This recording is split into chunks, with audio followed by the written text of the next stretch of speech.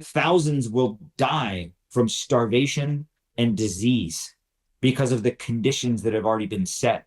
And none of that's been addressed.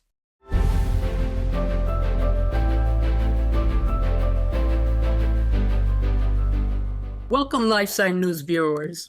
We are joined today by retired Lieutenant Army Colonel Tony Aguilar. Thank you for taking the time from your very busy schedule to join and sit down with us. You're welcome. Thank you for having me. I'm looking forward to the discussion. Thank you. So my name is Anthony Aguilar. I served in the United States Army for 25 years.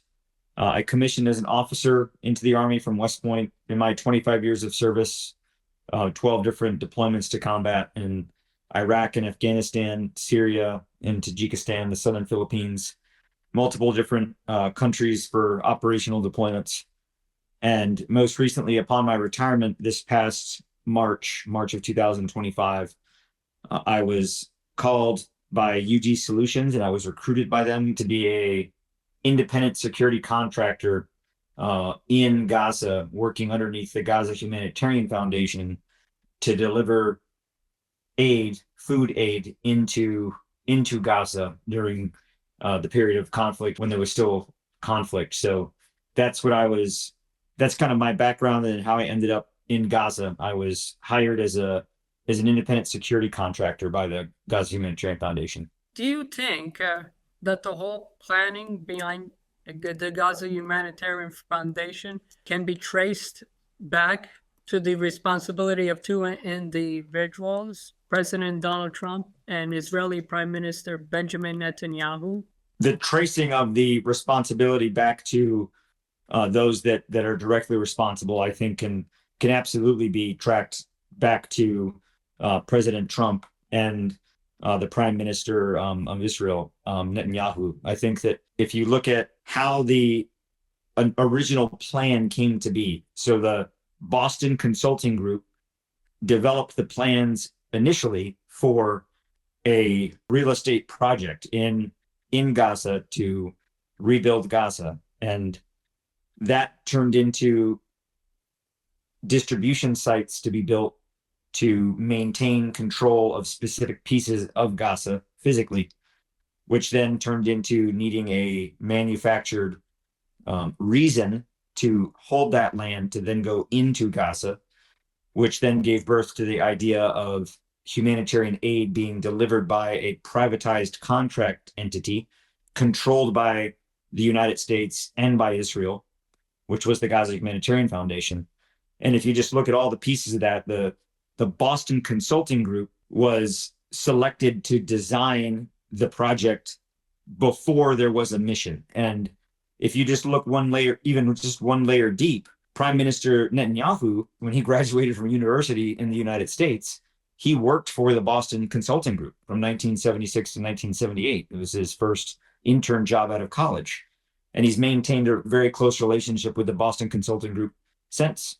And if you look at who's in the Boston Consulting Group now and their relations to Trump personally, and therefore their connections to the administration, and you look at how the Gaza Humanitarian Foundation grew out of Boston Consulting Group's plan, the GHF is led by Mr. Johnny Moore, who is very close relation to Donald Trump as a spiritual religious advisor, who's also a Christian Zionist. And then you look at the UG Solutions, the security contract, the primary population of the personnel hired for UG Solutions were from the Infidels Motorcycle Club, which is an extremist Christian Zionist organization that is led by a Christian Zionist. So when you start connecting all these pieces and you see who's who, the connection to the organization, the fact that the United Nations and UNRWA and European nations and even the Israeli government through two studies came to the conclusion that the UN and UNRWA is not directly involved in giving aid to Hamas, which was the original presumption that led to UN aid being cut off. So when you look at kind of like the creation of an ulterior motive, and then the way it was built to achieve that ulterior motive for real estate or for destruction of Gaza, all those pieces coming together, you can directly tie those back to Trump and Netanyahu directly. And when you also look at kind of the timeline in between when UNRWA was cut off and the creation of the Gaza Humanitarian Foundation, there was a lot of things in motion. I think even Netanyahu visited Trump in between those two events. One wonders whether there was something being concocted behind the scenes. There was, without a doubt, something being concocted for the fact that, the Gaza Humanitarian Foundation did not exist until March timeframe. So, there was the original back earlier this year in 2025 with the ceasefire in January that then fell apart and went back to open conflict in March with the declaration of, hey, the UN can't go in because they're complicit or they're involved with Hamas in some way, this false narrative, this fake flag, false flag, if you will, to then the Gaza Humanitarian Foundation coming into existence, and all the dots are connected with who knows each other and who's worked for each other before. And it's too far beyond just coincidence to think that there wasn't already something in motion to set all that up in terms of what the Gaza Humanitarian Foundation would be and what it would be doing in Gaza. Do you think this agreement, as well as Trump's 20-point peace plan, further facilitates the displacement of Palestinians? Well, it certainly does. It's a very vague plan. And I just to clarify, and that, there is a ceasefire, a 72-hour cease of hostilities, exchanging of hostages from both sides, but there has not been agreed to by either side of the implementation of the 20-point plan and the implementation of a peace plan towards lasting peace. The big to-do about everything that was signed today in Israel and the freeing of the hostages was for the agreement to the terms of phase 1 in the ceasefire. There's still a lot of big questions that have to be answered. If you look at where the current ceasefire agreement mandates that the Israeli forces, the IDF, pull back to in terms of their occupation within Gaza, they still control 58% of Gaza. And that other 42% of what's not controlled directly is rubble, is gone. It's nothing. So they're really not meeting any type of demand in terms of leaving Gaza. They're still there, and they will control 58% of it. Finance Minister Smotrich, Israeli finance minister, has said that as hostages were exchanged from both sides, that now the hard work comes to demilitarize Hamas and destroy the tunnels. So the destruction of the tunnels, this was their narrative for their entire reason for saturation bombing, area bombing in Gaza in the first place. And over the last 2+ years, they didn't do that. So with 94% of all of Gaza level to the ground destroyed and almost 100% inoperable or ineffective or non-able to live or function, they're already setting the table to where as soon as this 72-hour ceasefire ends Wednesday, that there's going to be the notion that they're going back in to now clear these tunnels and demilitarize, which Hamas has not yet agreed to demilitarize or anything beyond phase 1, the exchanging of hostages, ceasefire, pulling back to a predetermined area within Gaza. And if you look at that area where the IDF is pulling back to, they're still controlling far more territory inside of Gaza than they did before October 7th. So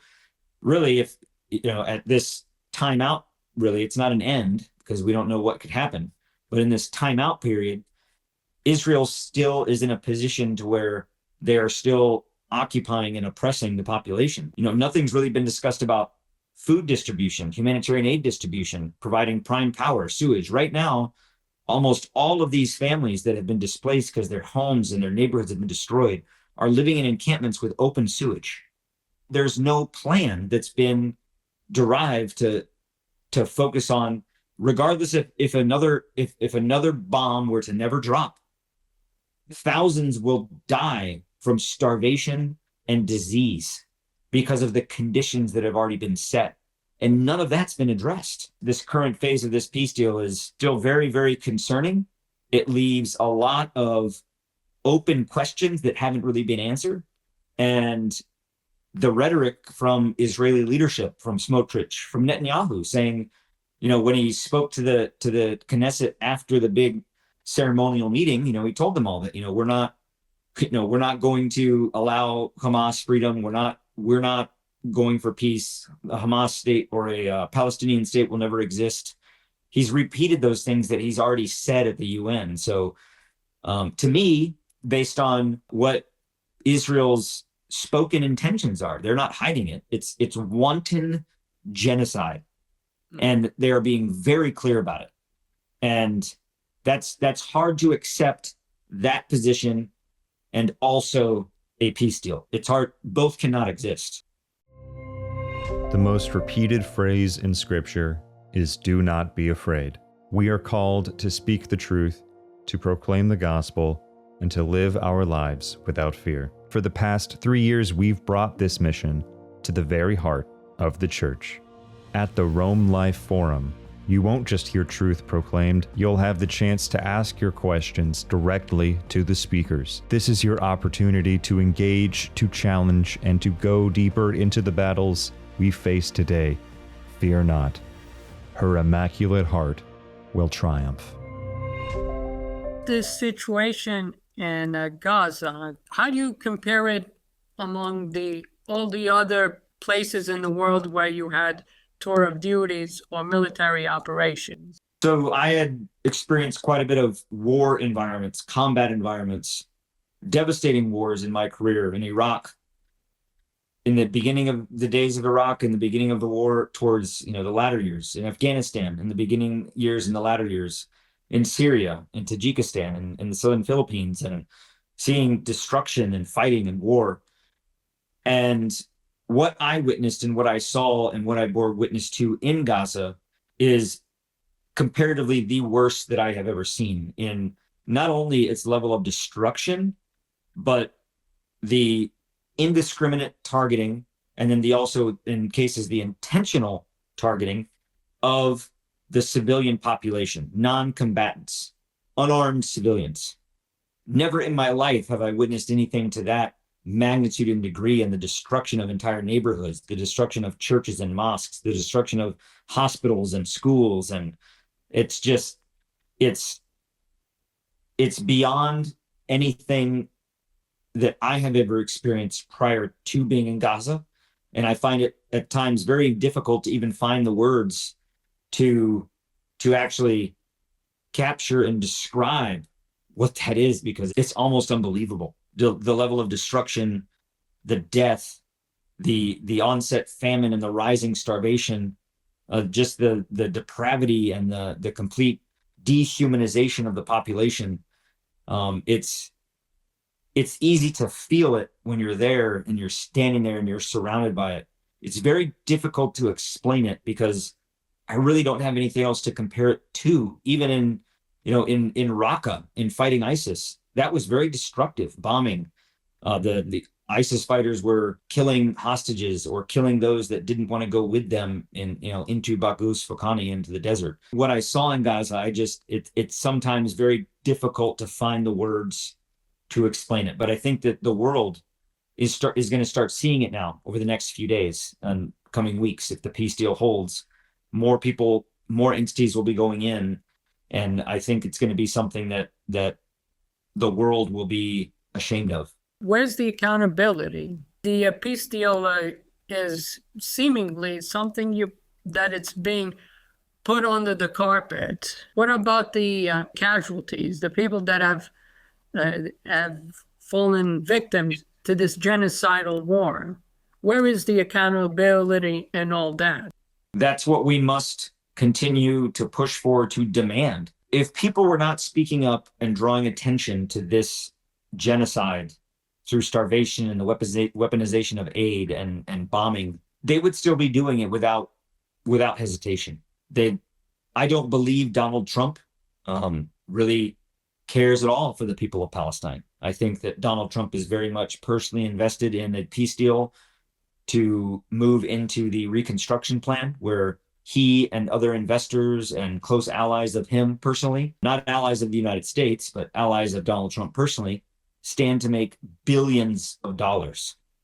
And the accountability piece, it seems today, watching the last night into today, the comments and the celebration for her and the hostages, which is absolutely understandable. You know, people coming back to see their families, hostages on both sides. You know, a lot of, I wouldn't say a lot, almost all of the attention on any type of Western media that you would see was focused on, you know, the Israeli hostages and then the Palestinian prisoners. They're all both sides. They were hostages. You know, Palestinians that were in prison without trial, without evidence, without facts, just held. That's a hostage. So all of the hostages being back with their families and now being out from being held, but Israel is still holding certain people. They didn't abide by every aspect of the peace deal. And then today, last night and today, they're seeing this celebration of, hey, everything's behind us now. We stopped the fighting. We're going to get on peace and we're all just going to be happy. We have witnessed a genocide. And people that say, well, it's not a genocide because there are Palestinians that are left. That's not the definition. That's not the threshold of a genocide. So when you look at what's been done, there has been a genocide. There have been war crimes. There has been the weaponization of aid, violation of the Geneva Convention. There has been in placing the civilian population in danger deliberately, violation of the Geneva Convention. There has been occupation without allowing food and water and needs to go into Gaza. That's a war crime. Not to mention all of the other things when it comes to the use of bombing and bombing certain locations that are forbidden to be bombed in conflict or in war. So many things that have to be brought to the table for accountability. And we collectively, the world, must continue to demand that we have that, because our president will not pursue it if he's not forced to, because he wants to get on to real estate, making money, and figuring out his next step to win a Nobel Peace Prize. What do you make of the International Criminal Court and any of these institutions that have gone on the record and publishing reports and of sort on the genocide in Gaza? Are they living up to the task with due diligence, or are they manipulated? The power of the UN, of these international entities, are only as powerful as those in power allow it to be. The United Nations in its design is certainly not perfect. However, now the United States position is that, the International Criminal Court or the International Court of Justice or the United Nations or the United Nations General Assembly or, the United Nations Security Council, that what they say doesn't matter. There's a genocide. Well, we don't accept that. There's a famine. We don't accept that. There's war crimes being committed. We don't accept that. America is the one constantly denying that these things are happening, and then coming back and saying, well, the UN system is broken. Well, I don't believe that that's true, that it's broken. I believe that we as the United States and other countries have used certain aspects like the veto power of the Five-Nation Security Council to leverage the UN for their own desires and outcomes. Because I'll tell you, during the wars in Iraq and Afghanistan, going into Syria, we the United States stood on the principles of the United Nations, the International Criminal Court, the International Court of Justice. When 9/11 and the World Trade Center was hit, going into Afghanistan, a nation that, didn't have anything directly to do with that we went and invaded a sovereign country based on the notion that they were harboring terrorists. Well, to come to that conclusion to where we had the legal authority in the eyes of the world to do that came through the International Criminal Court, through the UN. We sure accepted it then, but now we don't. So it's concerning that it's not a matter of we, the United States, don't believe in the values of the United Nations as an organization, as an entity, because we were one of its creators. But now we are turning our back on the very entity that we've created that's now been in for 80 years. We are now turning our back on that organization because Israel demands that we do so. That's very concerning to me. There are mechanisms of accountability, but there's no way to hold people accountable through those mechanisms if the nations involved aren't willing to uphold the very principles that the United Nations holds. It's very irrational to me, in my opinion. The international community, the world, must remain vigilant and must remain aware, not lose sight or think that, oh, things will be okay now. We can go back to not paying attention anymore. We must maintain vigilance because right now is a very vulnerable time for the region, other wars to occur, or actions to be taken that bring us all closer to a war. And what I continue to espouse to anyone that will listen is that, here in America, especially in the United States, if a regional war occurs, I mean, look, we've got Saudi Arabia and Pakistan making security treaties. These things are already happening. And if Israel goes to war in the region, larger regional war, we will be at their side. The United States will be at their beck and call. The United States will have many service members, soldiers, airmen, Marines, sailors, that will die, and Americans will be receiving coffins draped in flags back in the United States in numbers that we have not seen since Vietnam. Our wars in Iraq and Afghanistan, Syria, though tragic losses have occurred, we have lost service members.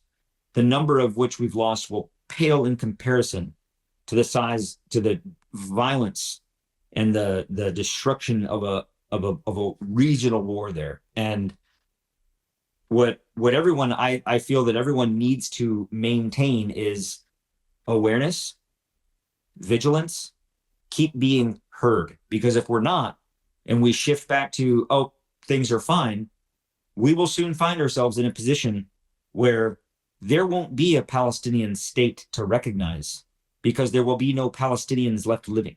I think it is very important to make awareness of this issue and continue to be vigilant. And we're very grateful for the time that you've come to share your thoughts. I appreciate the opportunity. It's important that we discuss these things, and I appreciate you having the courage to have a platform to talk about these things. Thank you.